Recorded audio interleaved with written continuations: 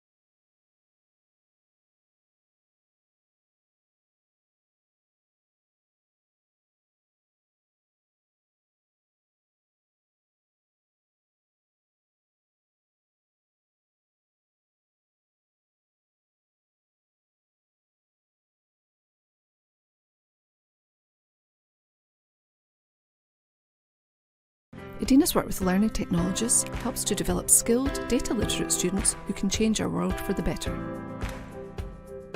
Teachers and students can develop and share coding skills with Notable, our Jupyter Notebook service. Our Digimap services deliver high-quality mapping data for all stages of education. Future developments include a text and data mining service, working with satellite data and machine learning, and smart campus technology.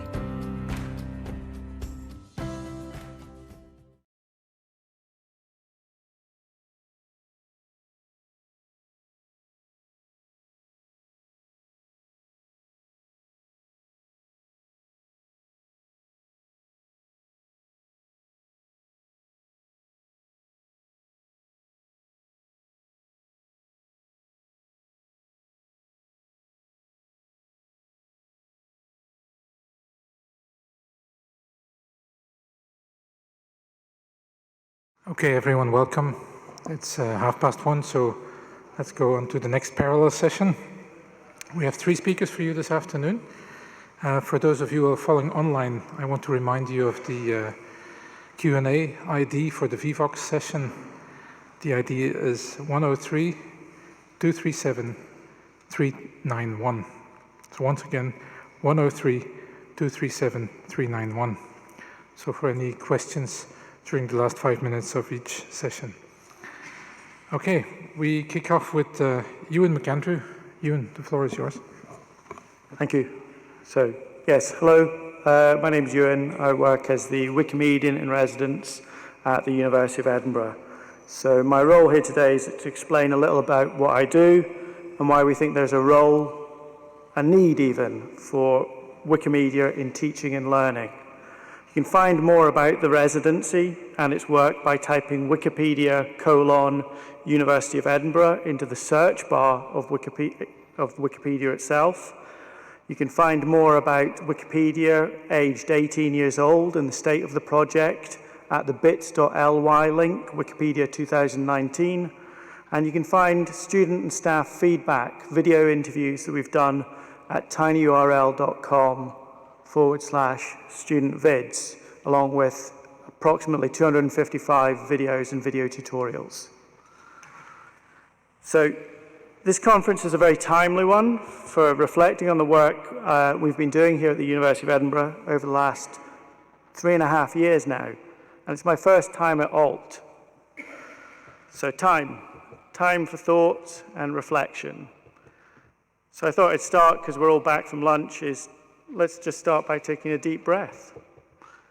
Actually, take two, because I invite you to imagine you're in a sauna.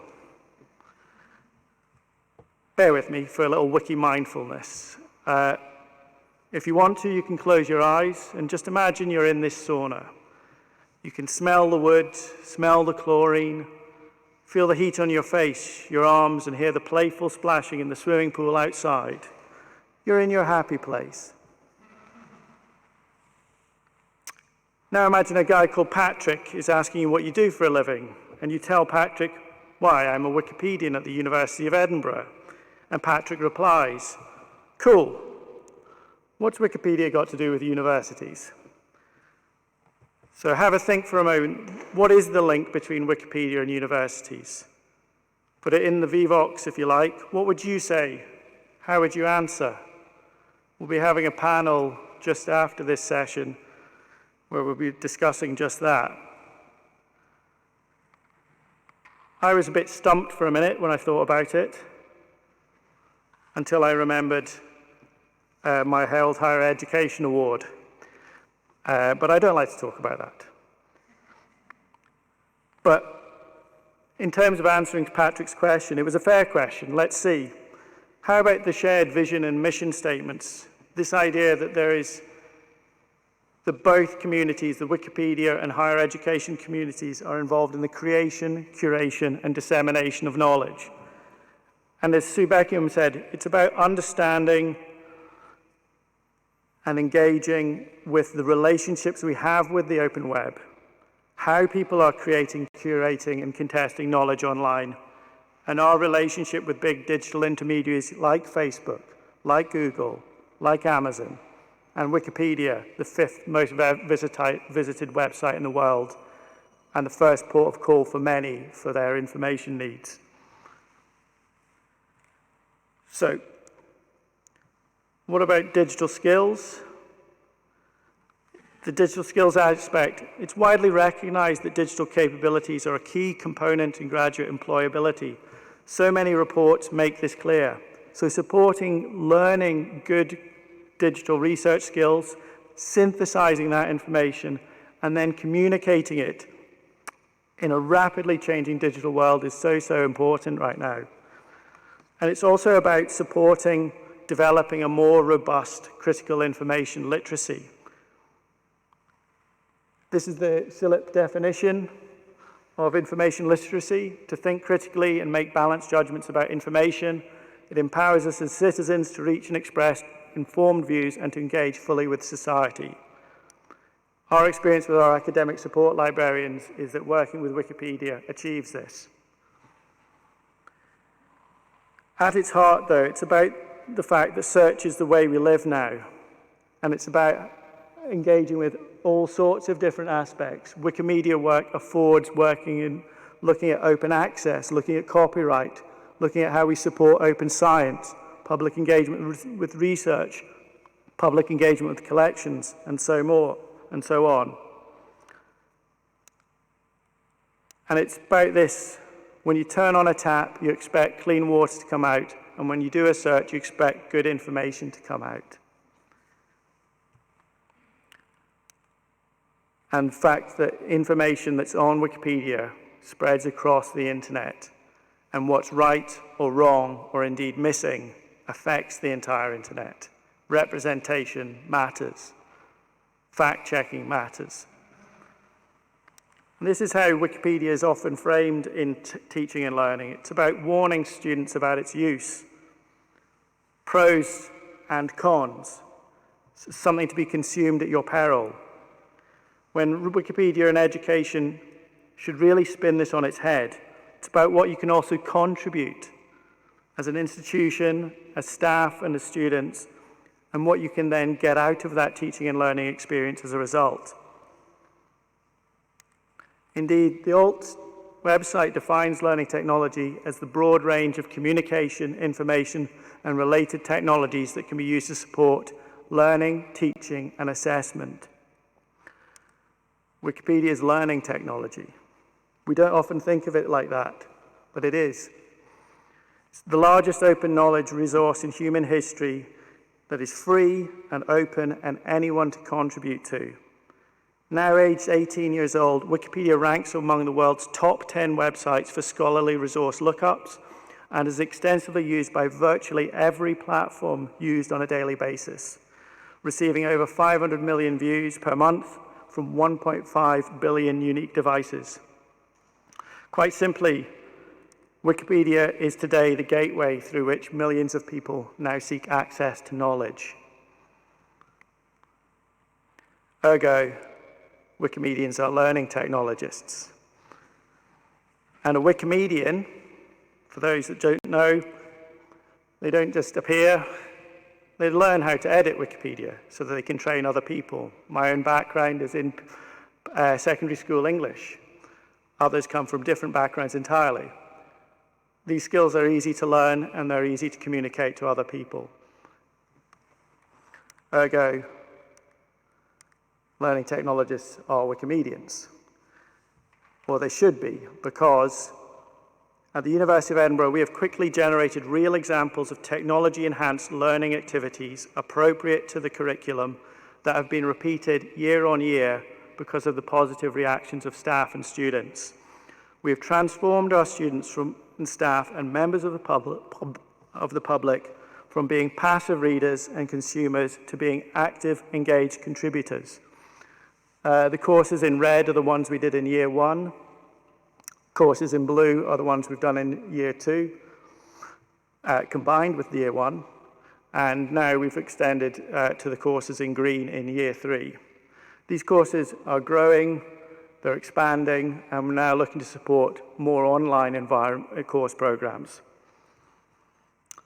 The result is that our community is more engaged with knowledge creation online, and readers all over the world benefit from our teaching, research, and collections. Our Wikimedia and the curriculum activities bring benefits to the students who learn new skills and have immediate impact in addressing both the diversity of editors and diversity of content shared online. Global health master's students add around 200 words to global health-related articles, and their edits to the page on obesity, for example, are viewed something like 3,000 times per day on average. Digital sociology master's students engage in workshops with how sociology is communicated and how knowledge is created and curated online. And reproductive biology students, they work in groups in 2 workshops at the beginning of the semester, learning about digital research skills from our academic support librarians so that they can work collaboratively to research and publish new articles on reproductive biomedical terms not yet on Wikipedia. One student's article on high-grade serous carcinoma, one of the most common forms of ovarian cancer and most deadly, didn't exist on Wikipedia.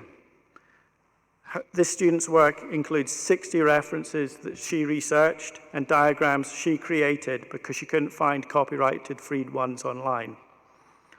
It's been viewed something like 74,000 times since it was first published. That's impact. Translation Studies master students gain meaningful published practice each semester by translating 2,000 words to share knowledge between 2 different language Wikipedias on a topic of their own choosing from the highest quality articles.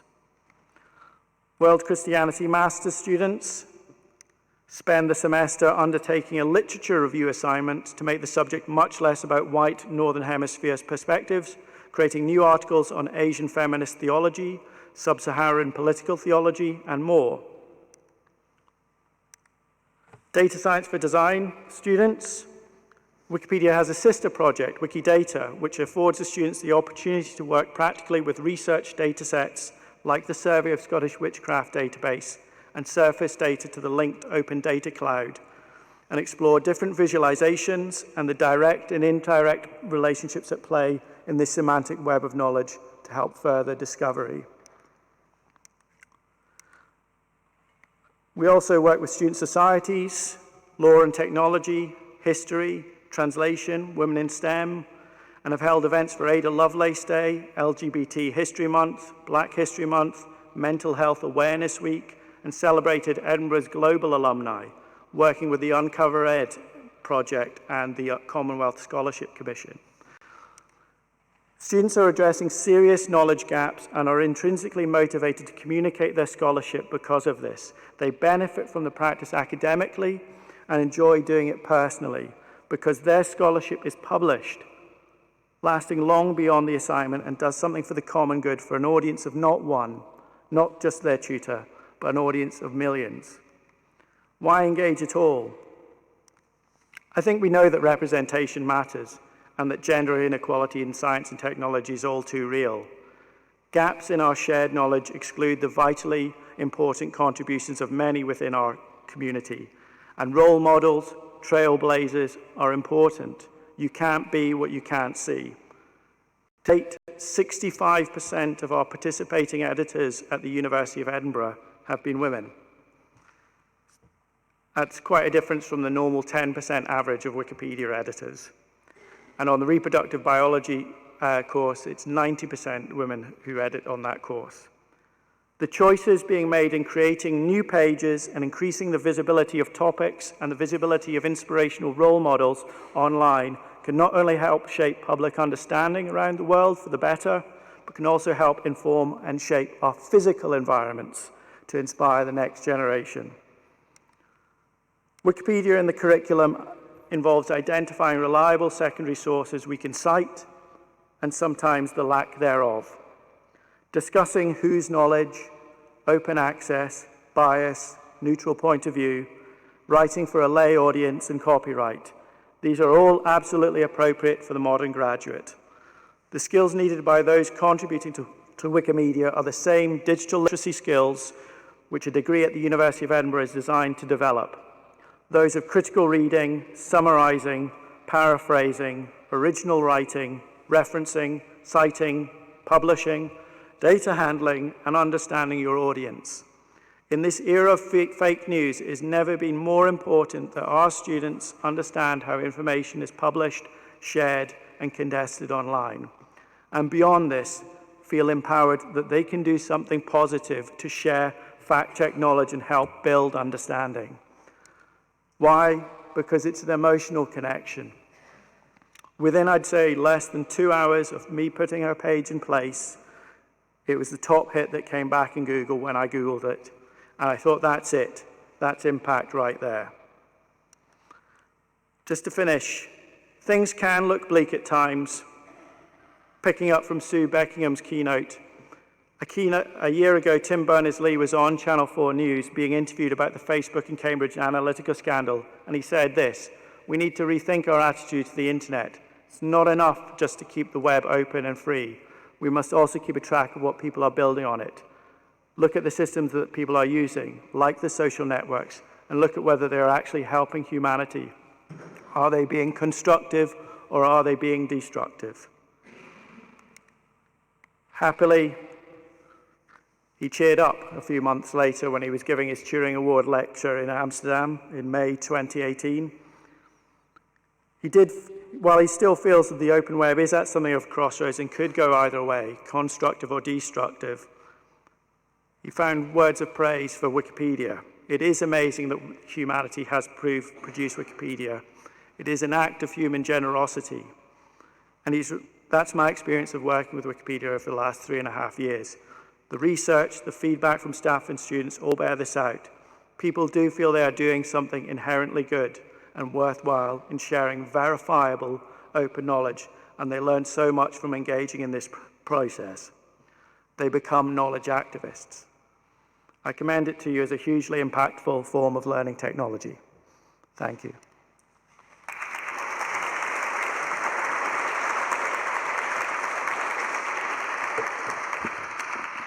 Thank you, Ewan. We've got 3 minutes for a few questions. Anyone in the audience? No, there's some questions online. The first one is, what's exactly the difference, because you talk about Wikipedia and Wikimedia and you sometimes seem to interchange them. So yeah, maybe it's a commonly not understood difference. Wikipedia is the free, open, online encyclopedia, started in 2001. Wikimedia is the foundation, the 100% non-profit foundation that supports and develops around about a dozen open knowledge projects, of which Wikipedia is by far the best known. Yeah. Okay, thanks. There's a comment from someone saying, excellent work, example of development of digital literacy. So they thank you for that. Someone else asks, do you have examples of assessment criteria used for Wikipedia assessments? Assignments, sorry. Got different models. A lot of course leaders like to start off in a small scale way and have it as an unassessed elective. But also equally, some people go straight in and swap it out with oral assessment, 5% of course credit. We do have rubrics we can provide that for different ways of judging criteria of quality of articles. Okay. And we have other sort of peer assessment guides that are also used as well. Okay, thank you. Someone else says, thinking back to my own university days, I had friends who would write their essays from Wikipedia and would go back and reference with proper academic papers afterwards. How do you deal with this kind of... They would write their essays from Wikipedia and go back and reference. Proper academic papers afterwards. So they're citing, yeah, we would not advocate citing Wikipedia. The idea is we want students to write Wikipedia using reliable published secondary sources. And Wikipedia does not want it, it's a tertiary source, an academic encyclopedia which based on articles which cite reliable published secondary sources. If you want to cite anything, cite those, but check their reliability also. Okay. And there is, obviously Turnitin software that you can use to check copyright violation and things like that. Okay. Any other questions from the audience? Yes, there's a question here. Is the microphone? Okay.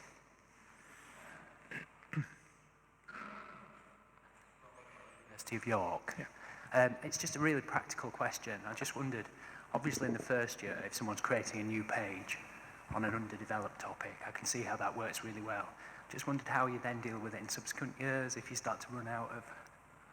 Okay, so it depends which language Wikipedia you're working in. English Wikipedia is by far the largest with 5.8 million articles. The other language Wikipedias have a lot fewer. And it's estimated that English Wikipedia, if it was trying to cover all the sum of whole human knowledge, it should have at least 105 million articles. So we're only 100 million articles shy of where we need to be. And that number keeps on going up month on month. So there are articles missing, there are stub articles that need improved. It's always going to be a work in progress. But sometimes you can change the topic or the slight angle at which you're approaching the assignment from. I know that the University of Portsmouth have asked their students to write about villages in England and Wales. And because they had a large cohort year on year, that they started running out of villages. Okay. Scotland's been untouched. I'm just saying that. Okay. Thank you again, Ewan. Okay. Our next presentation is about designing a new digital arts curriculum, and it's by Paul Proctor and Jacqueline Butler. get this one situated again.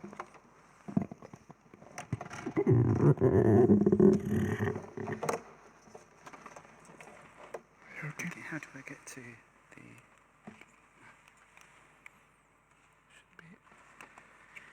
Where is it? this one?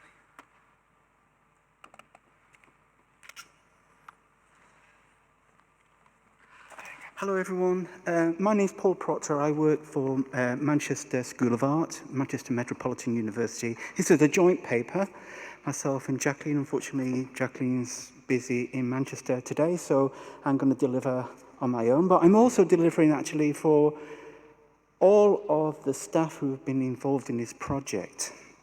It's about designing a new digital arts curriculum where technology inspires new stories and new experience and, in fact, new realities.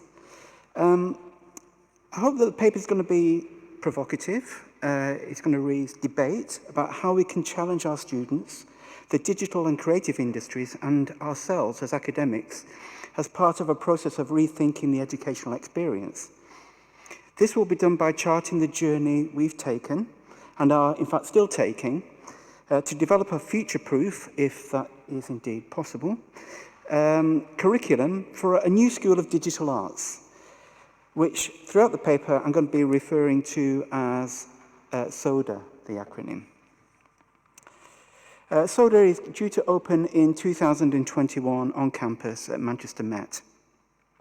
The school will bring together courses and disciplines from around faculty, including computing, business, user experience, and media. The portfolio will include animation, filmmaking, games art, immersive arts, photography, sound and visual arts, and there are many more courses that will be coming on stream in addition to those. The intention is to build a school that has the capacity to enable students to work collaboratively, to co-create across a range of disciplines in a bespoke environment that has the physical and educational resources for students to develop the skills and attributes to gain employment in the UK creative digital sectors, thereby filling, hopefully, the UK digital skills gap. This will require innovative approaches to nurturing talent that instills transdisciplinary methodologies at the heart of the learning experience for students, challenging our subject disciplines and encouraging not only a willingness, but hopefully a desire in both staff and students to cross boundaries and acquire a broader range of skills that are suited to the flexible and adaptable ways of working in contemporary culture and responding to the fast pace of the change that the creative and digital sectors, as we all know, is facing. The foundational structure of SODA has been to achieve a series of structured design sprints that were modelled on a method developed by Jake Knapp, maybe you know Jake Knapp, at Google Ventures. The aim of the sprints was to generate ideas, solve problems, and test solutions through the designing of new models of learning and teaching suitable for a new generation of creatives. The sprints involved academics, it involved technical support, it involved professional services from across the university's faculties, as well as partners from industry and key influences from around the world, including HKU in Holland and Parsons and NYU in New York. These partners formed the crucial first steps for developing an inspired curriculum built on flexibility and an open approach to learning, where not only the design of the curriculum was redressed, but also the academic roles were questioned. This is a really key thing, questioning our roles and the roles of others within the institution. We needed to consider how academics and technical staff may work in an environment where the teacher, the coach, the advisor, and the co-learner. This all proved incredibly challenging, as you might imagine, but also really exciting. So the first 3-week sprint placed a focus on sharing existing good practices. As you would expect at the beginning of a process, we're sharing what we already do. Each day was structured to encourage collaborative, active play and creative thinking in relationship to our expanding notion of student experience in HE. So the sprints were rooted in the sharing of knowledge and the expertise across the vast range of academic and technical staff, research professors, students and industry partners via a series of activities. The curriculum in the end was constructed. It was animated. It was gamified. This became known as the lens of perception.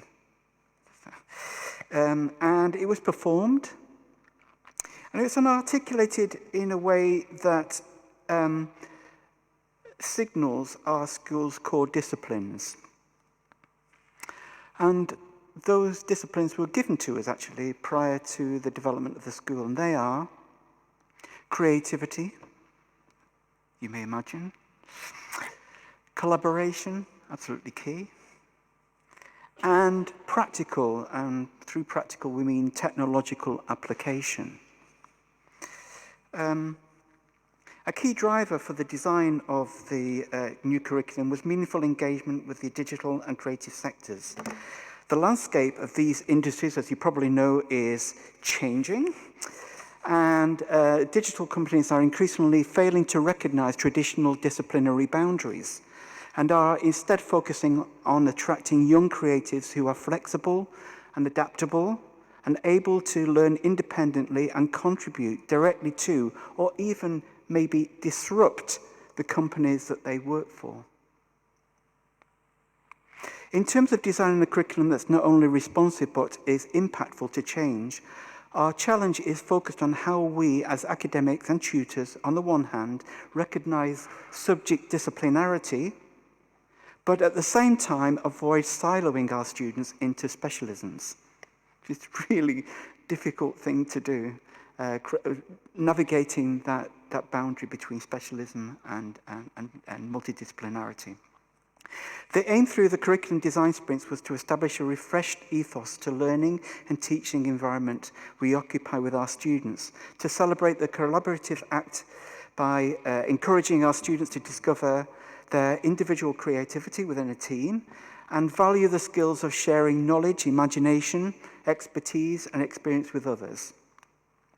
We felt that being open to new ways of learning and communicating with our peers would inevitably lead to fostering a collective voice to alternative approaches to telling stories through digital technologies. As one of our graduating filmmaking students puts it, intersections between audience, participants, and me, the filmmaker, sharing the authorship and sharing creative stories.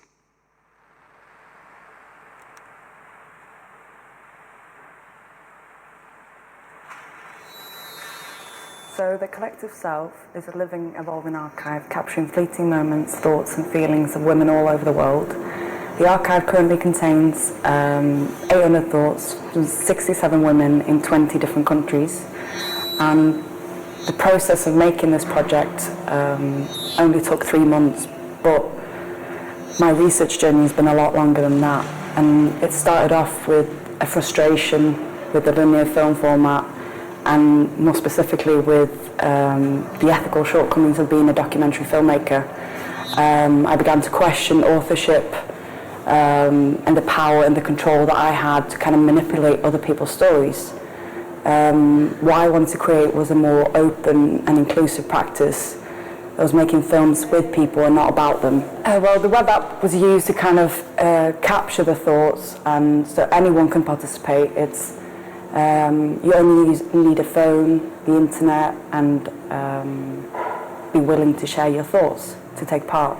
So any woman could partake in any country, and that was really important to me, to kind of have it to be as accessible and open as possible. I knew I had to have some kind of ordering logic to this archive. So when I made the web app, I also created a second question. The first question was, what are you thinking right now? And the second was, what are you feeling right now? So then I had 8 different emotions that the participants themselves categorized where their thought belonged. So that was my kind of, the order of the archive. And I created a control panel on the iPad to kind of,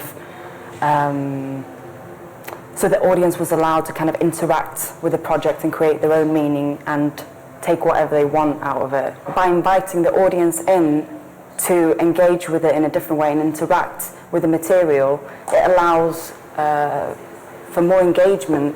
You're given an opportunity to kind of select for yourself and control the work yourself, and it becomes this kind of intersection between audience, participants and me, sharing the authorship and sharing and creating stories. Okay, so Victoria's approach there about making films with people rather than about them breaks down kind of boundaries of authorship, opening up shared space for creative storytelling, thus giving the participant a voice. This can be quite a challenge for young creative students, but once experienced, as you can see with Victoria, hierarchical structures are challenged in interesting and dynamic ways. A diversity of voices can be heard, and new approaches to storytelling emerge when the director examines and alters their role within the partnership and with others. This leads to our strategy to develop a curriculum that's vertical. And by vertical, we mean where knowledge, skills, and expertise are shared across educational levels, across subject divides, and across academic research, technical support, industry populations, communities, and our students engage with. This inspires an approach to learning that's driven by the needs of the research community we aim to create, and the open culture of cooperation that we define in our curriculum model. The curriculum we have the ambition to design and deliver is one where participants provide the key driver for the curriculum as disciplines become more permeable. As the levels progress, we increasingly encourage our students with different specialisms to work together on projects, learning from each other and sharing their knowledge and expertise. Such a curriculum will enable students to work with research colleagues on projects, as well as with industry partners and non-profit making charities and societal projects. Some of the work, as we've already begun in the media department, I don't have time to tell you about those right now, but here they are. Narratives of homelessness project that we're doing, a visualizing radio where students have made 30-second animations about radio, and Talent Lab, which is something that we do annually, where we get students to work with industry. Expectation is such that the model will benefit everybody, and in particular our students who will receive direct experience through working with real projects with a range of people and a breadth of experience, and therefore develop their skills as critical practitioners. One of the key things in working on this project was to work directly with industry, very intimately actually with industry, and to get them involved in what we're doing. And one of the things that came out of that, or a number of things that came out of that, a number of kind of learning things that came from engaging with a relatively new creative digital sector.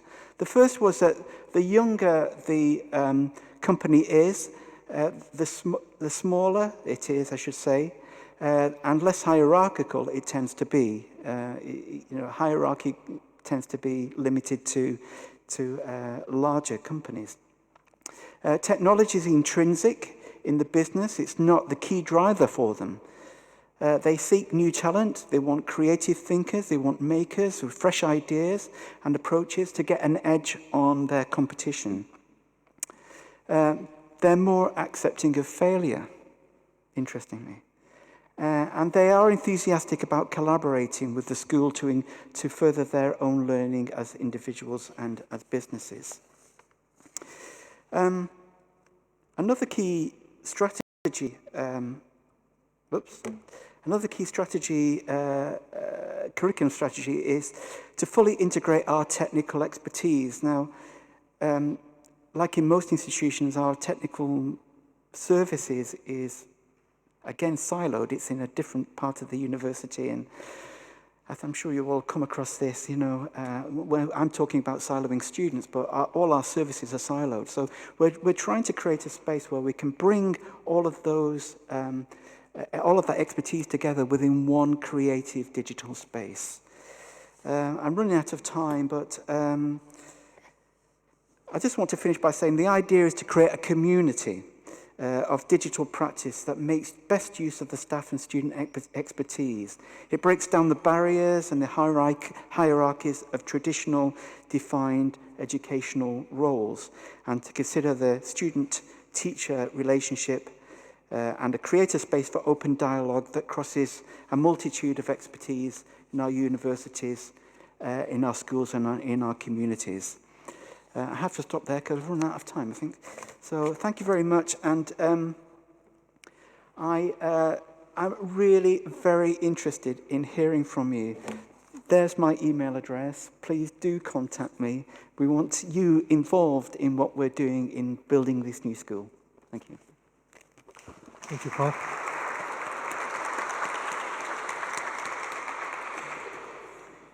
Any questions in the audience? There's a roving microphone, so if you have a question. No questions so far. There's an online question. Do industry partners contribute to the curriculum development process? Yes, very, very much so. They were involved in the curriculum design sprints that we were doing, and they were encouraged to be involved in other activities that we engaged them in. You probably realize that getting industry to give up time to come into the university, or even give up time when we go out to them, is quite a difficult process. But however, the industries that we contacted and that we have partnerships with, they're really keen in getting involved with what we're doing, because they see it as a space that they can use. They see it as a resource for them. So it's an experimental space and a risk-taking space as well. Yeah. Questions in the audience? Okay. No. Thank you, Paul. Very easy. Thank you. The final presentation in this session is by Tim Neumann, and it's a piece co-authored with Eileen Kennedy on an online platform to help teachers design meaningful and practicable learning activities. There you go. Thank you. Let me just find my presentation. Oh, is it on? It should be on the desktop. Yeah.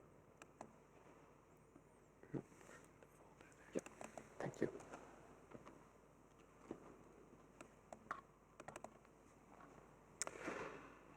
Fantastic. Great to be here in this wonderful hall, standing below a pipe organ. I used to play these things, so that's why I'm doubly excited. Anyway, I am talking about this topic, which is quite a mouthful. So let me shorten this. This is a presentation about the Learning Designer, an online tool that we've developed, and that is supposed to do exactly that.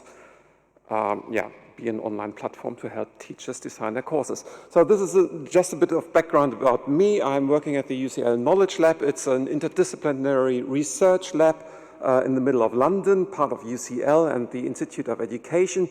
But what I'm presenting here, actually, I only play a really tiny role, because to get the Learning Designer to where it is today, all of these people were involved, probably more, who I forgot to mention.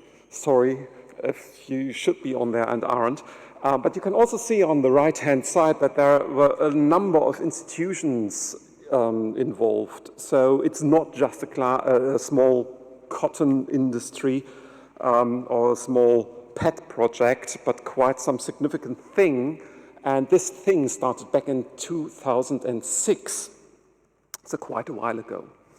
But let's look into the purpose of the learning designer. Or can I have a quick show of hands? Who of you have actually gone to the website of the learning designer? Oh, well, yeah, a few. Not quite half. Thank you. So, yeah, let me talk you through the purpose. One purpose is to help people, teachers in particular, because teachers can juggle multiple things when they need to design a course, and that is actually quite a lot of stuff that they have to think of. So we want to provide a platform that provides some support, so that also brings people together to help out each other so that people can learn from other people's designs, but also we want to provide the ready-made mold where the pieces of a puzzle fit in order to make the design easier. Now, when we talk about learning design, I'm using the definition brought forward by the Larnaca Declaration. That was 2008 or so, well, quite a while ago. And since then, we've seen a few learning design frameworks emerge. I've mentioned a few of them in my slides that are on the old session page. These are all clickable, so you can find your way through there. And alternative frameworks are available. This is not an exhaustive list. But what these frameworks have in common is they work on the assumption of a process with these steps that I've listed there to the left. They are not the exact steps that are replicated everywhere, but broadly, these are the steps that you follow when you're designing a course, more or less. Now, the learning designer does not want to respond to all of these steps. The learning designer focuses on activity development first and foremost. And then I've mentioned another thing, the ABCLD, ABC workshops. Hands up if you have heard of the ABC Learning Design Workshop. Oh, many more hands. Right, brilliant. So I don't need to say too much about this, but you will know that the ABC workshops address more the first stages when you start learning designs and so on. You already get a little bit into sequencing, but it stops there. When you want to develop the activities in detail and insert proper pedagogy and think about what students actually do down to the little details, that's what the learning designer is for. And in theory, the learning designer could also, and effectively does already address all of these other aspects, but they are not featuring very highly. Maybe in the future, it did in the past. Speaking of the past, let me run you through the history of the learning designer. As I mentioned, starting in 2006, we started with the London Pedagogy Planner at then the London Knowledge Lab, now the UCL Knowledge Lab. And at the same time, the Phoebe Pedagogic Planner from the University of Oxford was developed, both JISC-funded projects. And when they ended, we joined forces and found significant funding from ESRC and the TLRP-TEL program in 2008 or 2009 or so, so still 10 years ago. And we built a really big team to develop the learning design support environment. Out of that resulted a number of resources like the CRAM tool, Course Resources Allocation Modeler. I won't ask for any hands up if you've heard of that. Probably not, but it still exists. More on that later. The learning designer arose from the pedagogical pattern collector, which was part of the LDSE. And from the learning designer, that was actually the origin of the ABC workshops. So the learning designer was there first. Just mentioning it. Here's a screenshot of the early version of the London Pedagogy Planner. And if you look closely, I'm not sure if you can read the top tabs, but it says module outline, module resources, then calendar and session planner. So back in that time, we actually thought about the larger things, not just activities, but how to combine these activities to a proper module and how to link learning outcomes with topics, how to link that all with assessment types. Now, we've taken all that out for the moment because these things are properly complex and putting them into a tool is a challenge. It's not easy and it's not a challenge that we have cracked yet. So what we've also developed is this economic modeling of a course, and that's the course resource allocation modeler. It still exists. There's a link in the presentation where you can download a Java version of it. We have developed it already as a web service to be used for the UCL Live Learning, non-accredited courses, design and so on. I'm not sure if they are using it at the moment. So we have the web service ready, but we have not yet released it because it is really rough around the edges. It's very specific to UCL at the moment. So, but you can still go and download the Java tool if you want to do economic modeling. The benefit is you can then see how expensive your pedagogy actually is, and you can compare how much you are saving or not when you move a course from face-to-face to online, or when you try to capture economies of scale. Now, yeah, and then we also experimented with timelines in the LDSE, all of which we've taken out. Why? Because we wanted to develop a tool that is usable for normal people. If you have all these tools that I've just shown you with all their complexities, they are complex. Use them. You have to put so much data into it that you lose the will to live. So your course design would never be ready. So what we've tried over the years is to simplify the process. We have thought everything through in pretty much great detail, but it was unmanageable. So we reduced the complexity, and what we've ended up with is the current version of the Learning Designer, which makes a number of pedagogic assumptions, theoretical assumptions, also pragmatic assumptions. But these assumptions have been researched over the past few years, over these previous activities. Therefore, we can be reasonably sure that these assumptions are reasonable to make and are representing reality. And that makes it effectively easier for the person who now uses the Learning Designer, because it's a manageable process. So this is what we have at the moment. We have the Activity Designer as the Learning Designer. We have the ABC workshops as quick-fire team-based workshops when you want to start your module designs. And we have the CRAM tool to model the economics. And modeling economics is quite interesting when you consider the stakeholders of learning designs. You know, most tools, most frameworks even, concentrate on students and teachers. Maybe QA gets involved somewhere, and maybe there is some strategic involvement, because when you're designing more than a module, a whole program, that always has strategic components in it.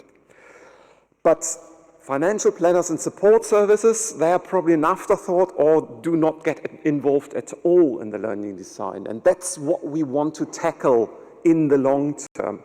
We have the basics in place with the CRAM tool and so on, but we still need to find a way to make this manageable in order to get an environment where we can properly involve all the learning design stakeholders that I've listed here. Just a word on the QA people.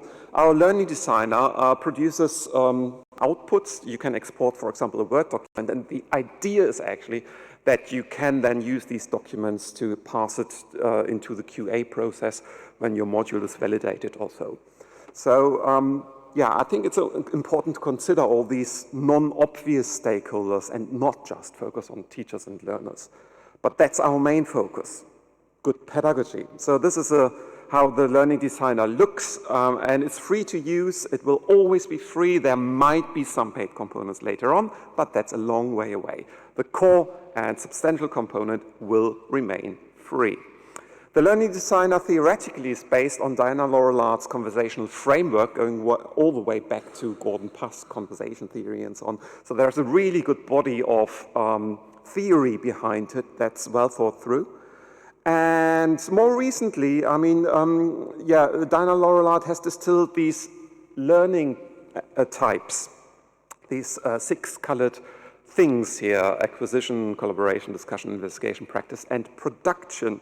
And these learning types, I've seen them, well, you've seen them in the ABC workshops, but I've seen them elsewhere as well. They seem to strike a chord, and they actually can represent any activity under the sun that you can imagine. You can represent this as a combination of these learning types. So whether you do resource-based learning, collaborative exercises, some, I don't know, debates and so on, you can represent this as a combination of these learning types. And that works quite well. It's just 6 types, easy to grasp, easy to get into. And when you stick to these types, then you can quite easily, well, design things. And when you understand these types, that's effectively the framework that that we can use to have a common language. And when we have a common language, then we can communicate our designs much easier. And that's the second purpose of the learning designer. I should say you do need to know what these learning types are about. They are more or less almost self-explanatory, but you still need to internalize them. So you do need a bit of expertise when you are designing. Even though we are making the process easier with these tools, it is not as simple as we see in other industry where you suddenly can create a full movie on your telephone. Well, you can now create learning designs on the telephone, which I'll demonstrate in a second, but you do need some background knowledge, some really serious background knowledge. So I'm actually very happy to say that at least in our little bubble of academia, further education in schools, it is still not time to get rid of experts. So this is where we are with Cram to a Learning Designer module and the ABC workshops. And we are going to rebrand the Learning Designer, so you see a potential new logo there. What we're currently working on is an API in order to allow other tools to connect with it. We want to develop sharing learning designs, and that's what we need the common language for that I've just mentioned. So these learning types have propagated quite nicely. So, well, let's use them. We have the platform where we can upload from ABC straight into the learning designs, and then we can share them, and people kind of understand what they are because they have worked with these learning types before. And then we also want to export straight into the VLE, so that when you create a learning design in the Learning Designer, you can export it not just to Moodle, later on also other VLEs, they are also available. And it automatically populates a structure in your VLE. So in terms of integrations, there's this, the API. We already have a working example for our API, so it works in practice, which is the rapid input tool, which we are developing in conjunction with the further developments of the ABC workshops. And I'm not mentioning my program, but Simon Walker, who has developed this, is now also at UCL, so there's an option to link it with assessment as well. But this is a video demonstration of the mobile-friendly Learning Designer tool. So this is how you would design, this should be a video. This is how you can design this lecture here, how you can represent this lecture based on a mobile device. Now, where's the button here? So we choose the read watch list.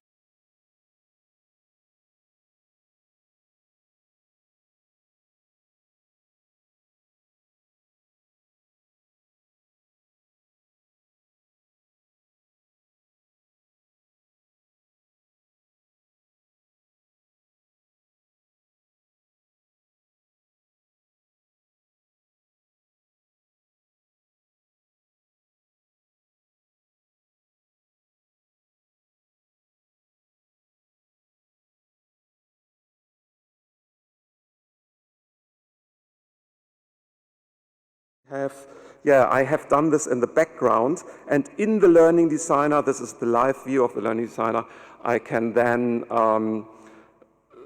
enter all the details like the instructions for students, what they have to do, and then I get all the additional analytics experience, so I can see what your learning experience of this lecture is, very acquisition driven, and then I can export it straight into the VLE.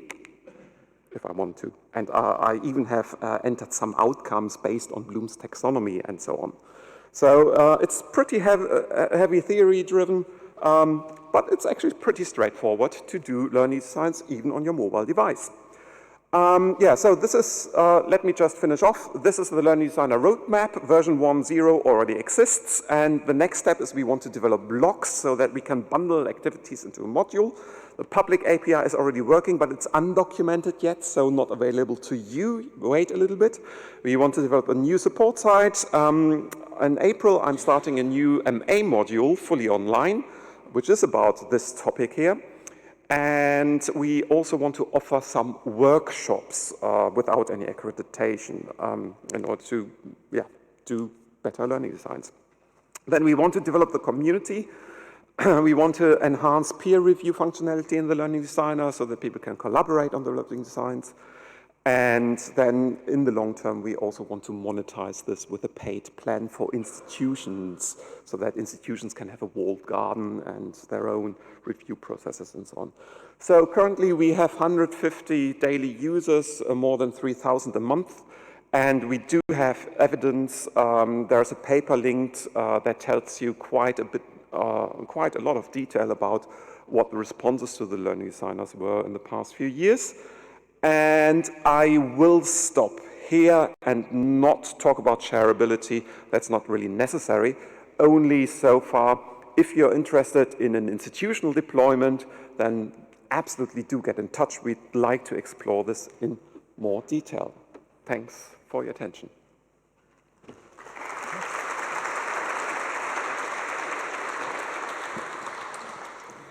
Thank you, Tim. Let's start with some questions in the audience here. Anyone raise your hand? You get a roving mic? No? There's some questions online there. Someone says, where's the Learning Designer available? At this address, you need the UCL logon. Is it open source? And if so, you do need a login, but it's not the UCL login. So you need to create an account. So if you go to the ucl.ac.uk/learning-designer website, you need to register an account first before you can access the environment. So that answers that question. You answered the second one also. Can be edited by an institution to make it specific. They need to come to you and talk to you. Yes, we are not there yet with creating walled gardens, but that's our plan. And we need to engage with the community in order to see how best to take that forward. There was another question there, is the LD open source? No, the code of the application is not open source, but it's open access really. So it's a free tool, it's open to use, and the learning designs that you create, there's no license or ownership attached to that. But the code, we are not making it available, so you cannot install it on your own system. Okay. It's software as a service. Yeah, you also answered this one about running a workshop more than just the ABC. Is the Learning Designer run as a workshop or something that an academic would use after attending an ABC? Yeah, the idea is users would use it on their own at the moment, but as I've just mentioned at the end, we want to create or offer workshops to help you get to grips with the Learning Designer and how to make best use of it, but also we want to enhance the tools within the Learning Designer to allow a collaborative design building, because at the moment, well, you can assemble around one screen or so, but a student of mine has just written her dissertation and put forward a few ideas of building, integrating an online community where you have multiple people working on the design at the same time. Okay. Okay, thank you. Any more final questions from the audience? No? Okay, this concludes this session. We have 15 minutes to move between rooms if you want to move to another room. I want to thank the speakers, all three of them, and see you later.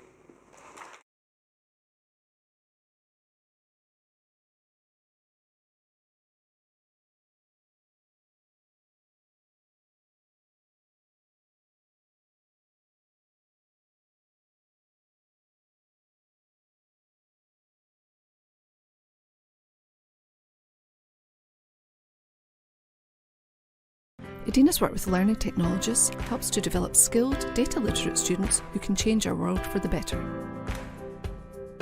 Teachers and students can develop and share coding skills with Notable, our Jupyter Notebook service. Our Digimap services deliver high-quality mapping data for all stages of education. Future developments include a text and data mining service, working with satellite data and machine learning, and smart campus technology.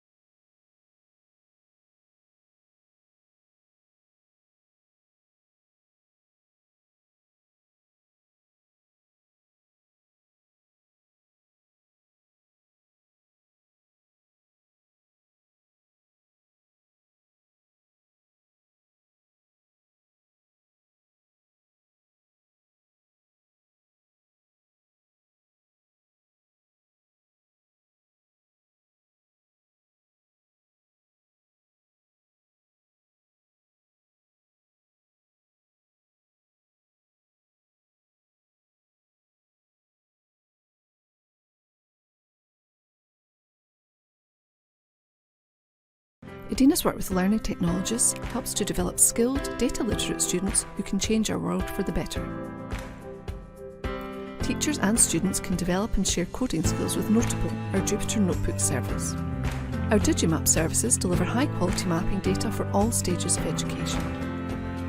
Future developments include a text and data mining service, working with satellite data and machine learning, and smart campus technology.